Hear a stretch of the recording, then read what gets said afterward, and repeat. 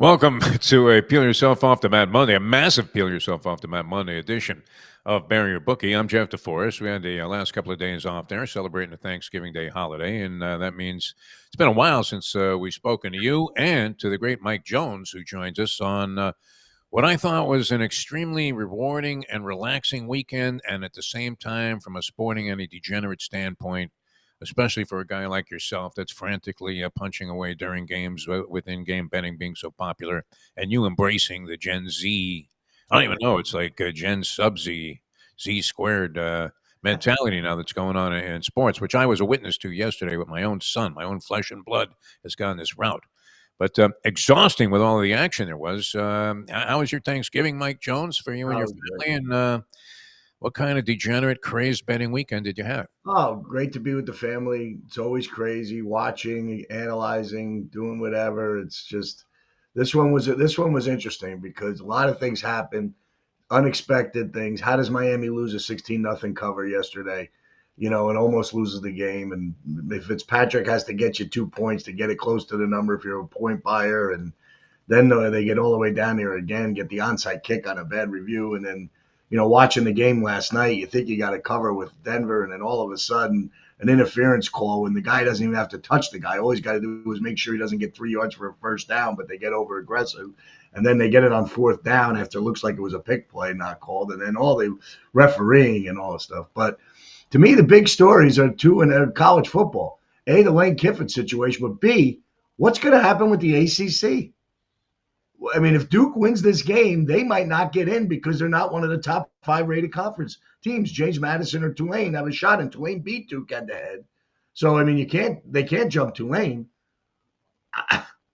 I mean, I think this is what happens to Miami. The tiebreaker situation is ridiculous. Three or more teams in a tiebreaker. The first tiebreaker should be the highest ranked team should get in.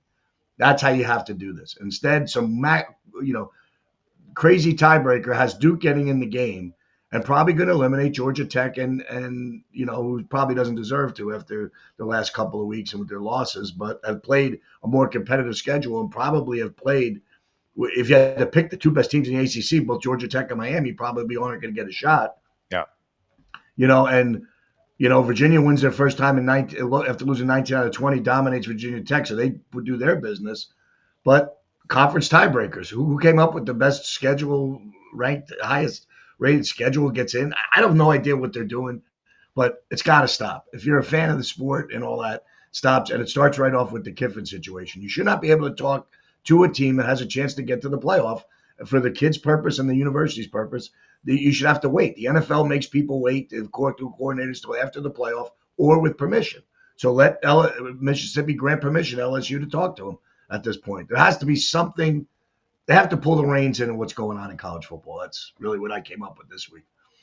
I can't believe some of the sanctimony that's being expressed, the venom towards Lane Kiffin, who, Yeah. I mean, has had more than his shares of ups and downs. Let's not Yeah. forget Pat Hayden and USC left him on the Mm-hmm. tarmac there. Wouldn't Mm-hmm. let him get on the team bus. I mean, this was reminiscent of when the Florida Panthers fired their then head coach, Gerard Gallant, who had done some good things for the franchise and went on to take the Las Vegas Knights, your team, right to a Stanley Mm-hmm. Cup final, like in year number 2.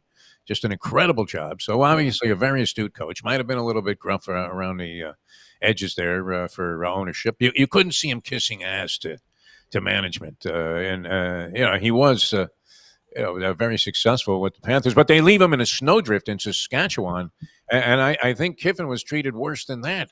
Yeah. So to see these guys then jump around on the other side, as you said, correctly stated, I think this should be the general consensus, is that if you're going to have recruiting signing day in December and transfer portal opening in early January, and you're going to coach a new team, you need to be in place with that team before all of this stuff takes place. Now, he offered to stay. Obviously, that wasn't going to happen. But is he a villain here? Because you're hearing nothing. I mean, this guy, Summerall, left Tulane for the Florida job. Is he being disparaged for stepping Well, in company? look. Why is all? I understand Lane Kiffin was not always popular. And I've always liked him. I'm not defending him because of this reason, Right. because I found out through like a secondary source that he actually was a fan of one of my radio shows. So, Oh, and there was a lot of controversy surrounding him when he was at Florida Atlantic University because supposedly he's doing this and that, and eyeballing mhm. little girls with bad intent. I don't mean to accuse him of anything like he's going to show up in the Epstein files, but whatever he was doing was perfectly legal and okay. But a lot of people thought it was a little bit out of character for a coach of great distinction. I mean, you didn't see Lombardi chasing women, but No. uh, but anyway, I mean, look, he's there 6 years and the circumstances aren't favorable to doing the right thing. So what do you do? This is a job that most people would covet. You have a chance to win a championship, certainly Yeah. higher than Ole Miss. Who was where were they before? I mean, they go back to Archie Manning was their last big game before Kiffin got there. So I don't know why these guys like Bill Cowher. He's one of those guys that is spewing like snot and venom. Not venom, but phlegm as he talks all the time. And he was foaming at the mouth yesterday about this thing. So I don't know what you can do about it. I don't think there's any gracious way Well, we handle it. So that it just here the opinions, and it was a popular thread for me this morning with my football guys in New Jersey. But yeah, to me, it's what's wrong with college sports is that now we got a coach that's leaving his team for a bigger payday, a better chance in the future, taking care of his family forever, over the fact that a job he probably coveted, and he's being recruited in the midst of a time when he could be playing for his players and coaching for his players. I'm sorry. yeah, I mean the whole loyalty thing. So I feel mixed. I feel like he has the right to go take a job. Like if you and I, all of a sudden, if we got offered $2 million to go somewhere, no matter what our loyalty is, we're going. Guess what? I'm flexing in my And resume. that's it. Yeah, And it's like, yeah, it's a $50 million raise. yeah, I mean, how could he not for his family's sake and all of that and an opportunity? But he tried to talk the AD into letting him stay. So that meant yeah. to me that LSU was granting him that permission to do so. And if it is, it's basically a wasted year for LSU, which maybe the last 4 years have been wasted for LSU. But, it's like you waste a year for LSU that you're not going to be able to get the right guys in the portal. Now, how many kids does he try to take now that want to come over and play? He might – I don't know if he'll do that, but it's open. Oh, that's got it. It's like, now here's the next step. Is Mississippi deserving of a top 12 team now? Are they a top 12 team without Kiffin? I mean, you're going to take a team like Miami and Notre Dame that might be on the fence here. Yeah. But I just think there's a lot to this. I don't think you They can. have to figure a real law. They have to write real rules because it's too open. Yeah. Both for the recruiting basis, the transfer portal, the money being paid. It's just out of control. And I don't think the NCAA can pull it back in. I don't think they're capable anymore. There's lack of respect that they have for all of it. The agents dictate, according to what I hear, the agents dictate everything in college sports now. Get the right agent who'll find you the right school to go to with the right money. The coach, the agents for the coaches find the jobs for them. So until this breaks down and then we get back to some rule of law, then, I don't know how it gets fixed.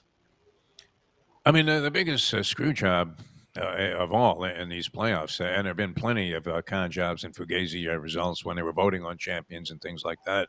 But I mean, for Florida State to lose its chance to be in the college football playoff, Yeah. a 4-team one because they lost their quarterback, understandable. That yes, okay. Does that diminish their chances of competing toe to toe with the top 3 teams in the country? Maybe. But you're picking the team. I mean, the team was 13-0, and quarterbacks get injured, players get injured, top guys get injured. I don't think you can do that and make that a consideration. And the fact that they lost their coach, I mean, if that's what keeps them out of the postseason, well, even if they go in there and get clobbered because they're completely unprepared because Kiffin took a couple of his assistants with him already.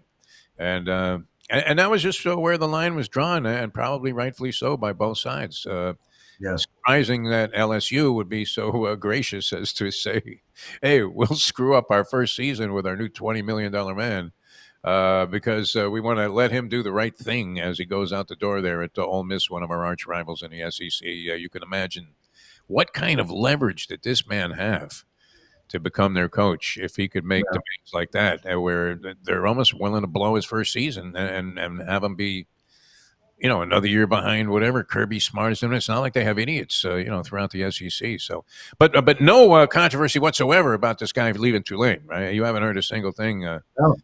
right? Okay, and they have possibilities to be in a college football too. So he goes from Same Tulane thing. to Florida, and that's a giant step forward. Kiffin Same thing. You're right. takes a step But did, forward. but did Tulane have a? Do you think Tulane had a legit chance to win the thing? I don't know. I don't know, So, but and yeah, they can still they're not an automatic bid like Mississippi is right now. They still have to win their conference championship. all right. But Let's get into because they have a yeah. Go ahead. Yeah, because they have the win over Duke, they're probably going to get in. And then you put James Madison in there, who's a higher ranked team, because that's what it's going to come down to. Does Duke get into the top 25? They throw them in at 20 just to keep the ACC happy, ridiculously, just so they can get Duke in there. That's what they're going to have to do. They're going to put a 5-loss team. There's probably not a 4-loss team in there, in the top 25, and yet they're going to throw a 5-loss team in there because they have to figure a way to save face. To me, the number one tiebreaker should be higher ranked, the highest ranked team. So Miami's 2 losses and they're ranked 12th, and everybody has 4 teams with 2 losses, and you don't have a legit head to head. You have to put the higher ranked team in. That should be the number one tiebreaker. Period. Moving forward for all these conferences, that they should do that, and if they Call have to figure this out. call Condoleezza Rice. So we'll see what she has to say about Yeah, that. yeah, right. Look at the people that are making the decisions here. Yeah, I All mean, right. Yeah, a bunch of stuff. And now last night's game. This is interesting because, and I'm not sure that this points out everything that's great about gambling or everything that is particularly and cruelly evil as to what happened. And it speaks to loyalties and things of that nature also because you found yourself. Now, I ended up in my personal bookmaking session there with my buddy, who, by the way, I mean, we're like 200 games into the season and right around 500. I think we were even going into last night, and that also encompassed the one unit that I bet on a horse that he gave me to win at Gulfstream because he wasn't at the track and he couldn't. How come the guy can never access his phone app when he needs to make a bet? I mean, do you get that? You must get that. Hey, Mike, can you put no, this in for me? I know you got that app working. But how is it that everybody's betting applications malfunction when they want to make a bet? And so anyway, so this guy says he can't get this in, so I get it in for him. And of course, he was touted by a jockey who I would say at best is 20% with his tip horses, and of the 80% that lose, they lose badly. I mean, it's that kind of thing, where you're like lose my number. Anyway, so that horse jogs, and then I touted him on another horse, so we were going to parlay this thing, and of course, my horse ended up getting left in the gate and ran second. So that was unfortunate. But anyway, that being said, he texts me that, and we're about even on the season on 200 games. He picks all the games. He gives me Denver -6. All right. So what happens? That gives me some kind of interest in this game that I otherwise probably would have fallen asleep during because I don't know that it was the most exciting ball game that I've ever seen. And so, sure enough, it was exciting from the standpoint that somehow the Commanders with Marcus Mariota were hanging in there and actually led at a couple of different points. You get the rally that you need, and then you realize with a 3-point lead, and you thought that the Commanders were going to start at their 1-yard line, but the guy's foot was just over the line, so they started at the 20. Very, different situation in terms of making a field goal with little time left. Changes the whole dynamic a little bit.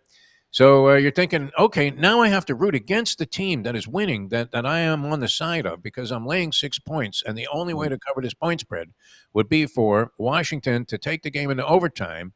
Somehow now you have to lose the coin toss in overtime. It's more advantageous if you need a team to score a touchdown because it's the only way that you can cover your ass. Mm-hmm. Sure enough, I mean, you get a series of miracles. Everything happens. They tie the game. They win the coin flip and defer, which makes more sense now, I guess. And you march down and get a touchdown. Hallelujah! There's no way that Washington's going to come back and score, and then they do. And I mean, how gut wrenching was that? I mean, you had no chance. You get pulled from the grave, and you've got the cover in the bag, and this guy goes over the top when all he had to do was just tackle the guy, and commits a pass interference that they call. Which I don't know that they could have avoided it because it was that bad. But all the bets changed. Yeah. Mike Jones. Yes. Everybody was And online. if you had under, you got beat on that. You lost a teaser if you had under in a teaser. So you had a really rough night. Watching all this stuff and going. After all that, you come back and lose. It's a fascinating thing because the halftime line came into play too because Denver was a half at halftime. So now you cover the game and Denver minus a half. So if you multiple try to get out or whatever you're doing, you think you're in good luck at 27-20. And then you get the interference call where the guy doesn't even have to make that play. If he lets the guy catch the ball, he's right there. The game's over. Game's Points over. at his chest. You're sitting there pointing at your wallet. He's pointing at his chest saying, it's my bad, my bad. And it's like, come on, dude. Think about it. Then they make the play where the guy bails out on 3rd and 16. And it's the play to Samuel down the end. And I'm sitting there watching the play going, Moss is in trouble. He's on the upper part of the screen. He's one-on-one with the white corners, one-on-one with Deebo Samuel. If you're Marcus Mariota, you're going one spot there. And for the guy not to realize the ball was coming at him, They yell with at it Patrick Surtain on the other side, he's got to realize that this is where they're going on 3rd and 16. Yeah. And then the fourth down play, Benito has Marcus Mariota in his grasp and lets him go. Then he's the hero when he knocks down the pass for the 2-point conversion. So you're mad at Nick Benito too. Yeah, it's fascinating. This is what's really interesting with football now is just how these games end up. And the worst teams, if you bet the worst team this week, you were 9-5 against the number. Unbelievable. Covers coming in galore. These bad teams. Jets pull a miraculous win. They get a 56-yard field goal at the buzzer. Tampa gets a backdoor touchdown. Arizona gets a backdoor touchdown to cover. Although on Bleacher Brothers, we did have Tampa minus 2.5, so we got the win knowing I didn't care if Teddy Bridgewater was quarterback or if it was Baker Mayfield. I thought they were a better team, and they were throughout most of the day. And then you have, Houston going in and the missed extra point that looked like it was clear missed. They're real good. And then, you win that game because of the basis of not needing a field goal. Late in the game might have changed the play calling, so you cover against Houston. Miami gets a backdoor. I don't know how New Orleans covered that game. So these are the things that happen now where you always have to watch out for the teams that act like they're not playing for anything. Late in the season, it's where the bookies make their money back because everything looks so obvious and it's not. And case in point, Circus Survivor had 860 people on Thursday, and they're down to 40. They're down to 49 after Thursday. Wow. With all 3 underdogs winning. That's amazing. Awesome. And then yesterday, everybody wins. Oh, yeah. All winners yesterday. Yeah, so it was just very, very interesting as you look at, how you're watching it. So there's 49 guys left. Your ticket's worth over $300,000 if you can sell it somewhere that someone wants to buy it, and you have who you need going forward. So it should be interesting. Yep. Would you cash out at 300,000? I might sell it at 300 for sure. I mean, you got 49 people left, or 40 in the mid 40s. And yeah, it's like, this is what it's worth. If someone wants to give you the money for it. I mean, I've listened to people who bid on these tickets and said they wouldn't. They'd have to see what games they have left and figure a pathway to the home on it. Now, is it winner? I don't know that anybody was going to pay 300 to win 18 million, but if 10 more guys go down, you make 50% on your money. If 20 go down, you're up to 700, 800,000. That's what happens. And who pays for that? There's some rich guys out there. Is it winner take all? Yeah, but here's another good one too. So Circa Grandissimo was 69 players put up $100,000 Survivor. We're down to 6 players left last week. Who do you think 3 have Baltimore and 3 have Philly? They all split 1.2 million. Wow. There's no. Absolves some of the anxiety there. Although there's always a thrill that you could win it all, and 18 million is a. I mean, I don't care how much money you got. It's has to be somewhat of a changing score. It's great. Yeah, wild action all the way through. That Miami game was very suspicious. That was a Mike Jones special. Yeah. I couldn't believe it because I don't know that you can name one guy outside. Is Kamara still is he injured? Is he suspended? He's hurt. All right, okay, because he's always out of the lineup there.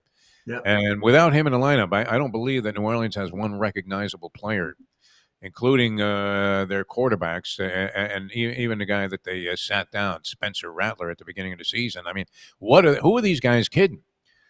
Benson still the owner, one of the Benson offspring.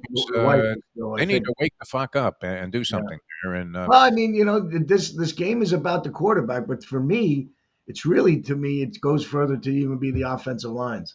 To me, yesterday, the most impressive part of that game was watching Buffalo was the 2 reserve tackles, play so well, and they dominate the running game against a physical Pittsburgh Steelers team, who I think has looked like it might be the end of Mike Tomlin. I hate to say it because I love him.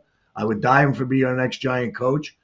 I don't know if there's a connection possibly there that it could happen, but I can tell you this, watching Pittsburgh play, I think we've seen the end of Aaron Rodgers, and I think we've seen the end of Mike Tomlin in Pittsburgh. I just think with all they've tried to do, the team seems like the little mistakes. Guys like Aaron Rodgers quoted this morning on Get Up. I saw where he was saying how guys aren't listening to audibles and running the proper routes and when teams. So if the team is disconnected mentally, that rely goes on the head coach. And I think with all they have riding on it right now, still being tied for the division lead with 2 games of Baltimore left. I mean, I just don't know how Baltimore looked like Lamar Jackson doesn't have a burst with his hamstring and definitely didn't look as accurate as he has been. And you always felt you were okay with Lamar Jackson. Joe Burrow came in and looked like he wasn't missing a step. And who would have thought that game, laying 7.5, you get destroyed. So a lot of things happening in football now where I think it comes down to, how you win at the line of scrimmage, and then you need a backup quarterback. You need a guy that Mason Rudolph comes in and throws an interception immediately. You run to rush Aaron Rodgers back in the game right away because of, what happened. So I don't know. I just think the game's changing a lot, and from a gambling perspective, it sure has changed a lot. Now with the extended, if you have under 45 last night, you feel you're safe going to overtime. Field goal wins, and you lose that bet, and you think you're okay throughout the game. 7-6 to the last minute and a half. You think, oh, I'm in good shape here. Best defensive football. Washington looked like they were playing well. And you lose. It was ugly. That involved every turning emotion and dynamic of Yeah, what makes you both elated and puke as a gambler. yeah, To end up and to end up having Washington come back yeah, after you got the miracle touchdown in a series of miracles, and you lose to the point spread. If you were laying the 6 with Denver, which was already prohibitive because they don't beat anybody by a large margin, so that's for yeah. sure. Despite And one last thing to talk about too. I wanted to ask you this though, because you Sure. were down on the field for many years, and I've seen a lot of this kind of stuff, having stood Sure. down on the field there by coaches. Could you hear Mariota yelling "white guy, white guy" And as the he corner? was calling that play? He was calling the I don't audible. know. I don't know if they're saying that, but I can tell you this: it pretty obvious. I mean, it's who They knows. were slapping that guy around the entire Yeah, game. one of the things I really wanted to talk about, and I think this is an important time because Thanksgiving week for football bettors and lovers has got to be the best week of the year. It starts on Tuesday with the MAC usually. You get a Monday night football game, leads you right into Thursday with the 3 games, and the college game usually was Memphis and Navy. Navy pulled an upset. Then you get into Friday now. You have Black Friday. You have Philly getting popped by the Chicago and all the great Friday games. Coming out with Texas A&M. You're watching that first half. You think Texas has got no shot, and they turn it around the second half and dominate. But then you got to Saturday where you're looking forward to seeing all this. And where were the good games? Except for Alabama, Auburn, the real rivalry games. Ohio State pretty much dominated Michigan. South Carolina got beat up by Clemson, which you didn't really see that coming. And you go down the ball of Arizona. Arizona State was bad.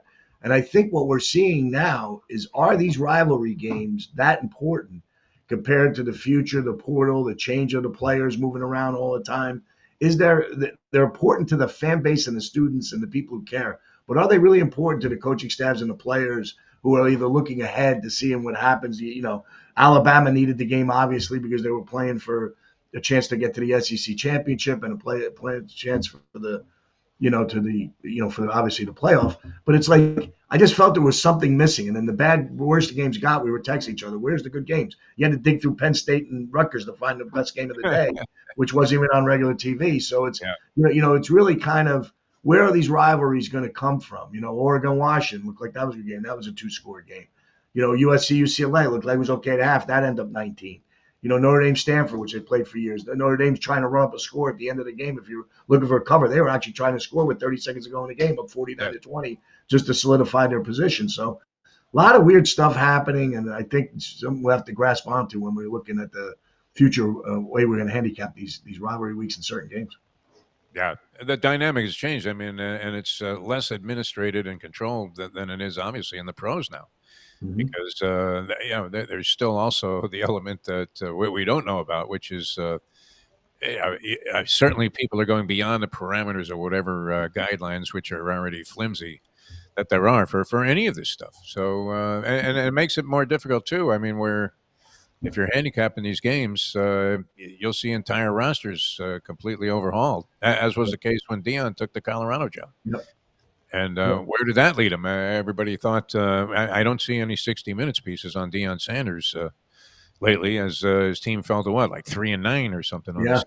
So they've been abysmal at best. And yeah, you do have certain programs though that stay there and always seem to figure it out. And certain coaches like Kirby Smart, who didn't seem to have the same kind of caliber talent that he's had the last couple of years when he's won national championships.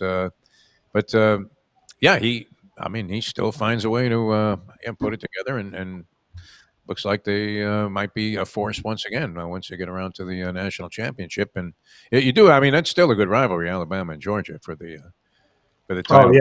Yeah, Yeah, that's gonna, yeah. Well, that'll be a game this week for yeah. sure. I don't think Alabama's great, but and maybe Georgia isn't as dominant as they've been in the past. But man, that's still that's a good rivalry. So you still have Well, let me ask you this: if Georgia blows out Alabama, are they out and Miami squeezes in? Thirdly lost uh, Alabama team would have lost to Florida State. could be, yeah. And I mean, that's what you have to say is it going to be worth it for Alabama to play this game with Well, what's everybody? funny too is I used to always have to deal in on sports talk radio shows all of this speculation about who's going to be the national champion, this, that, and the other thing. That was when they voted on it, and you figured by establishing this system now that was going to at least give a little bit more concrete evidence as to who was the deserving national champion, even if some teams get left out. And there was always a theory that oh, geez, I better to make a mistake at 4 and 5 than 1, 2 and 3, and then it expanded out. But look, you're still having all these insane arguments, and maybe even exacerbated from what it was before about who belongs in the national championship picture. But Mhm. what was see? Certainly a different landscape, and that's why a lot of coaches either headed for the hills or they take what they can get and end up in good shape. All right, anything stand out to you today, Mike Jones? As Yeah, the Giants are getting 7 against New England. Jackson Dart's going to be back. I don't know if Thibodeau's going to play. The left tackle for the rookie left tackle is out for New England. I think this is going to be a little bit of a test. We got to see if we can keep Jackson Dart on a leash so we don't get him killed. But I wouldn't be surprised. No one's staying with the same thing. The team that's out, the team with nothing to play for, seems to be 9-5 against the spread. I'm going to jump on and say I'm going to take my boys and give them a chance for here with the +7 and New see. Jersey, I mean, can you lower the camera there so people can see what we're Oh, dealing with the big gunner? Because right before the show, I'm seeing like I don't want to say it, but at least from the top, the waist up, a naked man. And oh, you changed everything to do the show today with the Big Gunner podcast coming up tomorrow. Now you're embracing the Giants getting the 7 points, which I'm also on that side. So that may be a poor omen for you because okay. still swinging a very cold stick right now. Gene Michael was hitting more consistently than I was when he Yes. was hitting 178 for the Yankees all those years, and everybody said, "Yeah, but the man can field," which is great. But yeah, I wanted to if we could show the fans the shirt here, then we can Oh, firmly can you see it? embrace the idea that yes, Am I I don't lost? do any production on the thing. Um, no, Did you yeah, lose me? you're just yeah, I still got you, Mike Jones. You're Oh, still okay. yeah. I just wanted to show the fans how dedicated you are to this Oh, giant. we are dedicated right There, there. there, There it that's is. Yep, uh, we're dedicated. We just, the thing is, we're the best 2-10 football team in the history of the NFL. That's the way I look at it. all right. 2 wins against teams with both have 8 wins. I feel like we've been competitive in all these games. We blow a game to the best record team up 19 points against Denver, which now is the best record in the AFC. So there's something to watch when we come. We're must see TV in the wrong way. Kind of like go watch it, see what we can do to blunder a game, and that's kind of makes us must see TV. But we'll see what happens tonight. We're going to throw in Jackson Dart. Everybody doesn't want him to play. Why should we get him hurt? I don't buy that.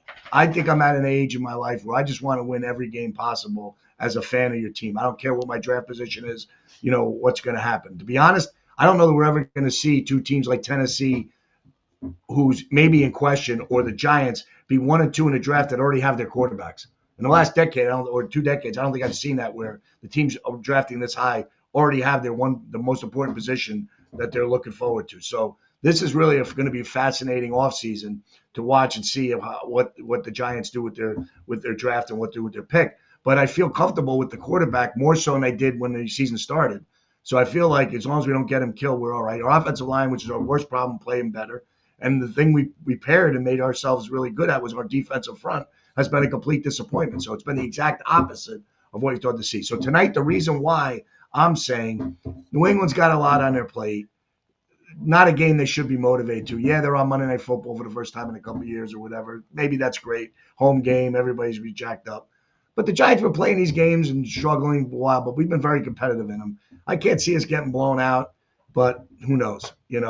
Take the points, my friend. Take the points. Yeah. What we're recommending here. A couple of other things. To your point about Aaron Rodgers, he's starting to look like Johnny U with the Chargers helmet on, or Joe Willie sitting on that Rams helmet.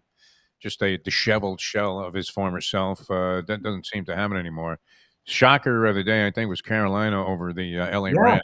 I don't know that Yeah. anybody saw that coming up. Well, Pathetic. you had weather in that game, so there was Wayne. Yeah. Maybe Stafford made a couple rough throws. And the pick on the sideline was a ball that maybe the wind got a hold of. There was outdoor elements that he's not used to playing in.